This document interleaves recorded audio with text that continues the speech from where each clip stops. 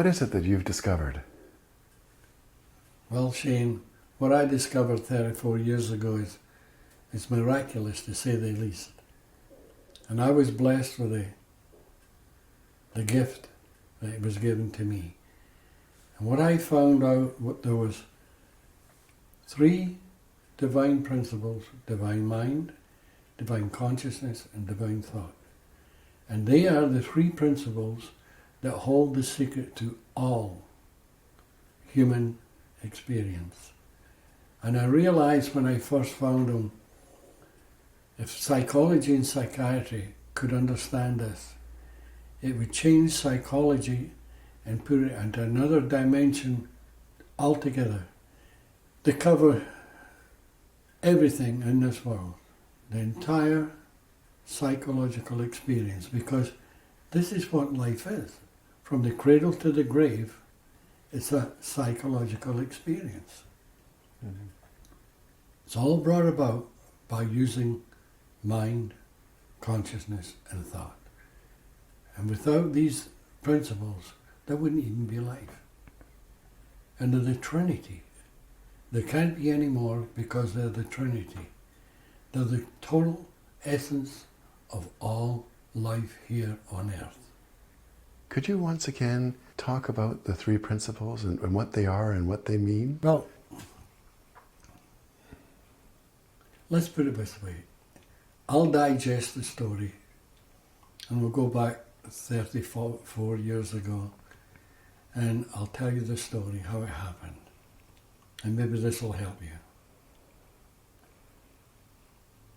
I remember I was sitting in the living room reading the paper, the newspaper, and I stood up to tell my late wife something. And instead, I looked out the picture window at the ocean, and it was like being sucked down a tunnel. Literally sucked down a tunnel. And all of a sudden, I was shrouded by white, buzzing light. And I went beyond time, space, and matter, beyond this world, and realized that all life was a great illusion created from this formless energy. Then when I don't know how many seconds it took, but this light vanished, and I turned around and started to cry. And I said to my late wife, I'm home, I'm free, I've made it, I've conquered this world. Now that was a very unusual thing for me to say. Well, that's what happened, but you can imagine Barbara's face. It was like I'd shot her. She thought I'd gone off my head. But since then, everything I said has become a fact. I know it sounds strange. As a matter of fact, when I first found this, 3 days later, I went back to my work. And unknown to me, I'd changed so much that nobody knew me.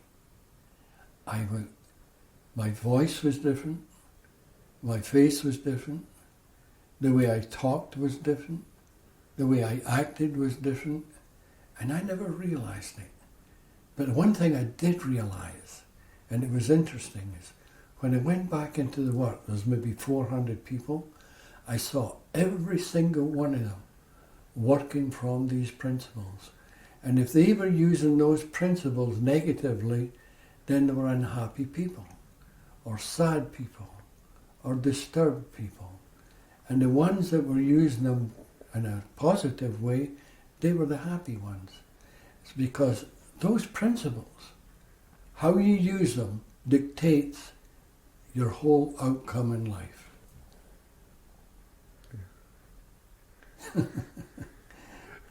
You wouldn't be alive if you weren't using them. You're using them all the time. You just have to understand that you are. You are using them all the time. But you're using them wrongly sometimes. Sometimes you're using them correctly.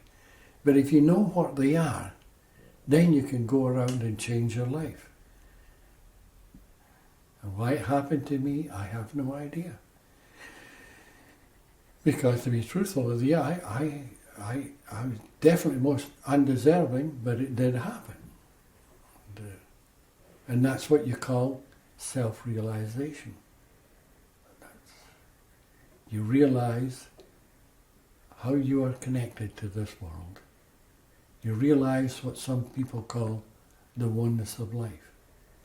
You realize that everything becomes from a divine, formless, spiritual energy before creation. And when this formless, divine energy takes form, we call it creation. Well, you go further, the whole world is an illusion.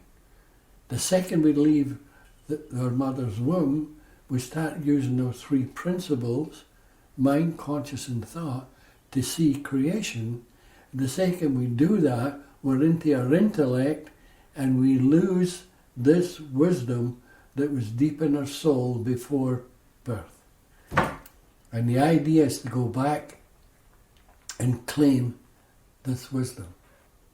That's why the great mystics have always told you, look within for the answer. It's not out there. Out there is the illusion. This is what we blame for our problems.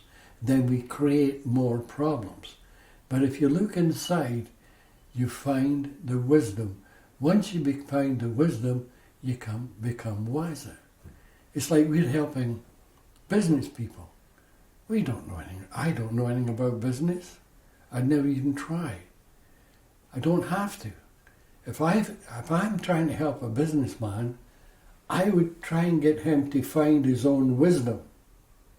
Then when he finds it, he becomes a wise businessman. And that goes for any profession in the world. You're not telling them what to do, you're making them wiser. And this is what these three principles do. As I say, they're the trinity to all human experience here on earth. They're the essence, they're the lost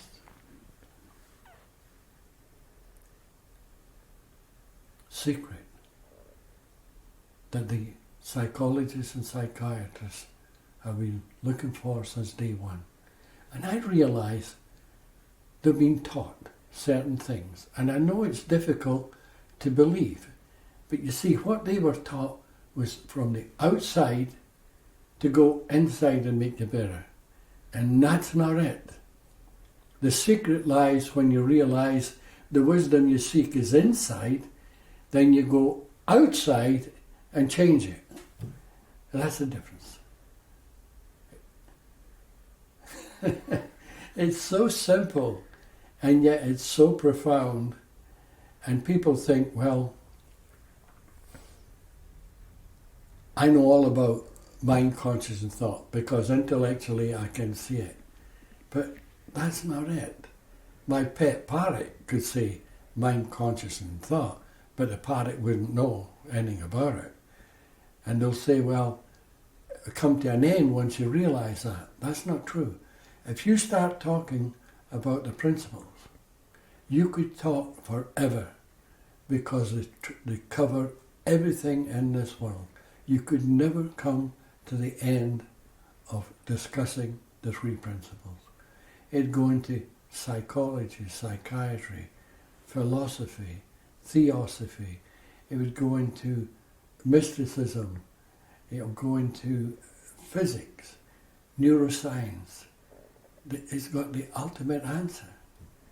Now, I don't know anything about physics because I only had a grade 9 education. But after this experience, I knew I'd found the ultimate answer that the physicists were looking for.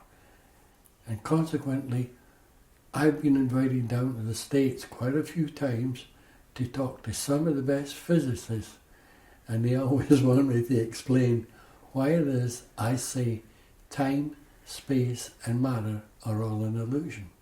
And what the puzzle was, they were talking about the already formed energy in this world, and what I'm talking about is the divine formless energy before it is created into this world. But after I was finished, two of them came up to me and said, you know, Sid, we don't have a clue what you're talking about, but we know you know. And I thought that was a beautiful thing to say. And someday, I'd love to go back again. It is. It's a divine illusion, suspended within the boundaries of time, space, and matter. And time, space, and matter are all illusionary. I know it was a miracle that happened to me. There's no other way I could express it. Because how can a grade 9 educated welder who has hardly read anything in his life know immediately that he was qualified to go into any university in the world and talk about all these different subjects? I mean, there's something there. And that's what they'll have to look at. Because my time on this earth is limited. And I'd love to see it go out. My advice was to get a book or a tape, and you don't need anything else because you're getting it straight from the horse's mouth, so to speak. There's nobody contaminating it, telling you that there's 4 principles, 7 principles, or role play, or techniques.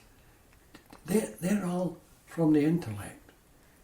Now, I remember many years ago, this monk, with all his robes and everything, came to see me on the island.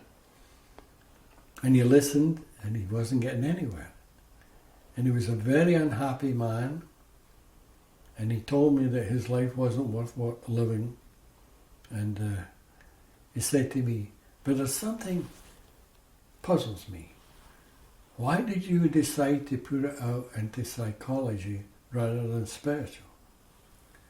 And I said, well, I did put it spiritual. He says, no, you didn't. You're putting it through psychology and psychiatry. I said, that's only part of it. Didn't I tell you that all life is a psychological experience? He says, yes. He says, but that doesn't answer my question. Why did you say mind, conscious, and thought? And I said, well, tell me something. What is the only thing in this world that could be divine mind? And you thought for a while, then you said, God. And I said, well, what is the only thing in this world that can be divine consciousness? He said again, God. And I said, well, what is the only thing in this world that can be divine thought? He says, God. I said, well, how much more spiritual can you get? But he never got it. And to this day, he's still searching all over the world for the truth. And here he was standing listening to it, and he didn't recognize it. But that's okay, because he wasn't ready. And people will say, well, what makes you ready? You make yourself ready. When you're ready, you will hear it. If you never get ready, you won't hear it. You might have to go to another lifetime and start all over again. But when you're ready, the truth will be there for you, no matter where you are. You know, see, people, they go to India and they search for truth. They go to China and search for truth. They go up the Himalayas and search for truth. They'll never find it. Never. You know where you find it? You look in the mirror and you say, aha, it lies inside. And once you see that, your search is finished. There's no place to search. I've had so-called enlightened people come to me, see many, many times to see me. And the second they got off that boat, I knew they weren't.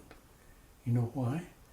Because they were enlightened, supposedly, but they were still searching for the truth outside. They only thought they were. There's that thought again, eh? Whatever you think the world is, that's what the world is to you. Whatever you think you believe, That's your belief system. It's all thought. If you think you're a sad person, you're going to be a sad person. If you think you're a happy person, you're going to be a happy person. The thought creates the deeds. How have you seen this philosophy of these principles reach out and change the world already? Or have changed thousands of people's lives. Personally, I've seen hundreds of people change before my eyes. People that were neurotic, psychotic, that were bulimic, anorexic, all different kinds of things. And I've seen them all change. And more than that, the beautiful thing is, it changed a lot of therapists throughout the world. And when they found this, they threw away all their old training, started to work with the principles, and they started to see miracles in their offices. They saw cures that they never thought possible. People who have been in therapy for many, many years and told by the psychiatrists and psychologists that they would never be mentally healthy. And quite often they go back to the therapist and say, I don't need you anymore. I just read this book, or I just listened to this man called Sydney Banks. And they'll say, that's impossible. And they want to give them more treatment, but they'll walk away. Do you know what's happened? Because they have jumped ahead of the therapist. And this is how powerful this is. And this is why I say, if the therapists of the world ever really start to take this, there'd be healings all over the world. I've been in a jail where there was 300 people, and every single one of them was carrying that book, The Enlightened Gardener. And I heard so many stories, it was unbelievable. I heard one story. Now, this girl wasn't in jail, but I met her there because she's now a teacher. And her story was fantastic. When she was young, a young lady, she got abducted by a policeman. And she got tied up, she got raped, she got beaten. Now finally the police found them and she was released. But then she had to go for medical help for quite a few years. She was in and out of hospitals. She had every kind of treatment known to man. And she showed me a letter where the hospital sent her, signed by a psychiatrist, saying that she would never be mentally healthy and she'd need help all her life. Now, when I walked into that jail, she came up to me and she hugged me and thanked me. And really, I didn't even know what she was talking about. But then she told me the story. And I'll tell you something, it was unbelievable. And that lady now is so healthy that she's become a teacher. She teaches the 3 principles to other prisoners. And all those therapists that have changed, they've told me that what they were doing didn't work. And now they're thrilled. They love their work, whereas before they were all cracking up. They were all leaving their profession. But now they go to work and they love it because they know they're helping people. Now that's quite different. That's really quite different. Maybe one last thing was, what's your hope for humanity? What's your hope for the world? Well, my hope for humanity is that the level of consciousness rises. See, nobody can change this world. I've said many times, for the world to change, the consciousness of humanity has to be elevated. Because right now, the conscious state of the world is in a deplorable condition. And this is why there's wars, atrocities, killings, etc., etc. And it's going to get worse. Believe me, it's going to get worse. Unless the consciousness rises. And I've had therapists that will argue with me and say, hey, Sid, just a minute. We've had conscious raising seminars for years and they don't work. No, they didn't. They weren't raising the consciousness. They were telling you what you do with your consciousness. And if you ever realize the difference between what you do with it and the true nature of consciousness, then that elevates you, your consciousness. Then when you look out into the world, it looks different. And that's what people have to do in mass, is lift their level of consciousness, they look outside and see a different world, then their world will change.